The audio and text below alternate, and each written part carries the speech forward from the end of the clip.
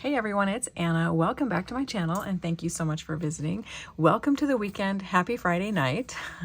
I was able to get some stamping done tonight and I thought I would share my card with you. So I pulled out this Simple Stories paper collection called Winter Wonder. This is one that was on the scrapbook.com site. It was a free add to cart item that they were giving away in either November or December, early December maybe. And they still have it on the site, so I'll put a link down below. But I just think it's a nice escape from the typical reds and green Christmas colors, and just has really cute winter imagery. So I thought I would use this tonight. Isn't that cute? And I just really like the color palette. And I like all the little images. And in this here, it says it's freezing season. And speaking of freezing, we are supposed to be next week in the teens below zero for the lows, and our highs are going to be single digits. So that's just crazy nonsense. But anyway, I thought I would pull this out and use it tonight.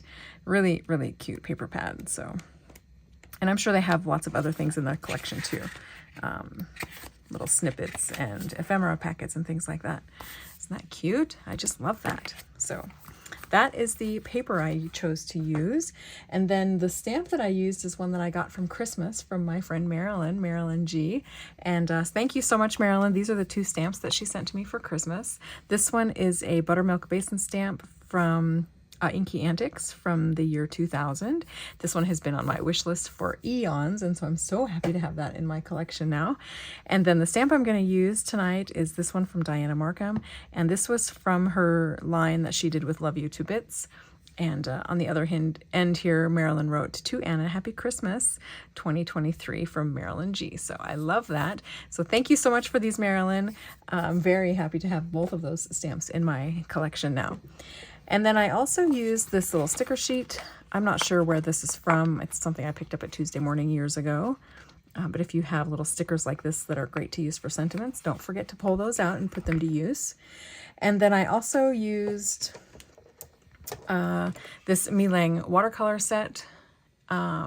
This is the 48 color set and has the just general watercolor paints plus the row of shimmer paints as well. And then I also used some watercolor paper, which is just the Canson XL watercolor paper. And then I also used a set of deckled circles from Stampin' Up. So here is my card. I chose to go with that sweet little color palette and then just added a little bit of black here to kind of pop the image from the paper. And I think it turned out really, really cute. So these images stamped on watercolor paper, and I used this VersaFine Claire Nocturne ink to do my stamping. And to make sure that I was able to stamp it again if I needed to, I used my Stamp-A-Majig. So this allowed me to stamp my wood-mounted stamp one time on my watercolor paper, and then if, for example, if I got a bad stamped impression, this tool would allow me to stamp it in the exact same spot a second time. So, and then you can see that I watercolored the image with various different colors from my watercolor palette, and even around the background here I watercolored, but I used the clear sparkle paint, so I don't know if you're going to be able to see it, but it has a really pretty shimmer to the watercolor paper now. So I think that turned out really cute. And then I just kept the color palette really simple just to kind of go with the pattern paper there in the background.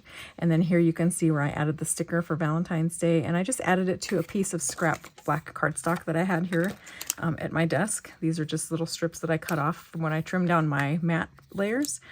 And I don't generally throw those away because they make really great backings for sentiments. So, and then I added a little bow here with some of my twine and one of the shell buttons that I got from Mary for in the month of December. So thank you so much for those, Mary. She sent me a whole bag of old buttons. That's one of them. And so that's my card. I also used my tracing wheel here to add some faux stitching on the background of my pattern paper layers. Boy, this thing needs to be cleaned. It's covered with ink.